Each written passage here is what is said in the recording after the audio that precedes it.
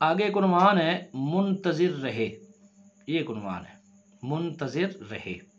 اس پر بھی کل 7 باتیں۔ زیادہ کھانے والا آدمی کسی بیماری کا منتظر رہے، کہ جو آدمی زیادہ کھاتا رہتا ہو اور وہ اپنا انتظار کرے کہ کب کوئی اس کے اوپر بیماری آنے والی، اس لیے زیادہ نہیں کھانا چاہیے، مناسب کم اور مناسب کھانا کھانا چاہیے۔ دوسرے نمبر پر یہ ہے کہ اوباش دوست والا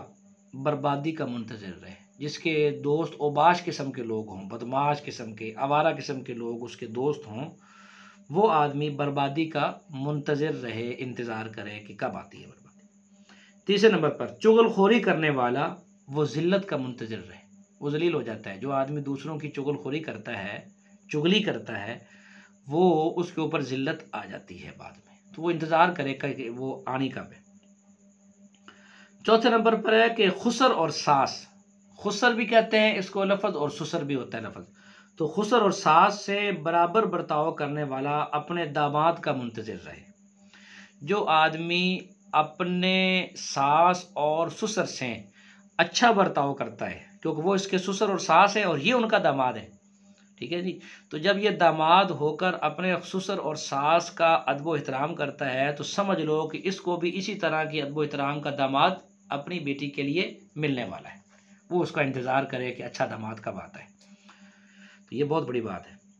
پانچویں نمبر پر ماں باپ کا نافرمان اپنی اولاد کی نافرمانی اور مفلسی کا منتظر رہے۔ جو اپنے ماں باپ کا نافرمان ہے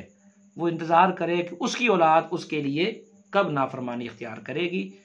اور اس کے گھر کے اندر کب مفلسی آئے گی۔ 2 چیزوں کا انتظار ہے۔ جو آدمی اپنے ماں باپ کا نافرمان ہے، وہ ایک تو یہ ہے کہ اس کی اولاد اس کی نافرمان ہوگی، یہ طے شدہ بات ہے، شروع میں نہ ہوئی تو بعد میں ہو جائے گی، جب اس کو ضرورت ہوگی خدمت کی اس وقت وہ نافرمانی کرے گی۔ اور دوسرا ہے کہ جو آدمی اپنے ماں باپ کا نافرمان ہے اس کے گھر کے اندر مفلسی آ جائے گی، غریبی آ جائے گی، وہ بیچارہ تنگ ہو جائے گا، پیسہ ہوگا بھی تو تنگی ہوگی، پیسے کی موجودگی کے اندر بھی تنگی ہوگی۔ اور چھٹے نمبر پر ہے کہ ظلم کرنے والا، جو آدمی ظالم ہے، ظلم کرتا ہے، وہ اپنی ہلاکت کا منتظر رہے کہ کب اس کے اوپر ہلاکت آتی ہے۔ تھوڑی سی دیر تو ہو سکتی ہے کیونکہ اللہ تعالیٰ کی طرف سے ایک ڈھیل دی جاتی ہے، ڈھیل،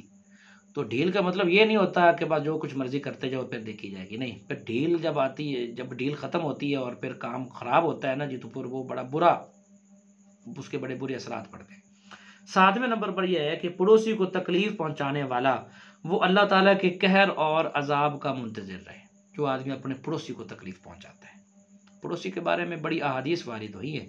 اس لیے ہمیں اپنے پڑوسی کا آگے پیچھے دائیں بائیں یہ سب پڑوسی ہیں، تو سب کا خیال کرنا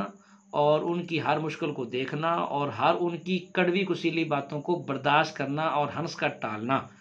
یہ اور ان کا خیال کرنا یہ بہت ضروری ہے۔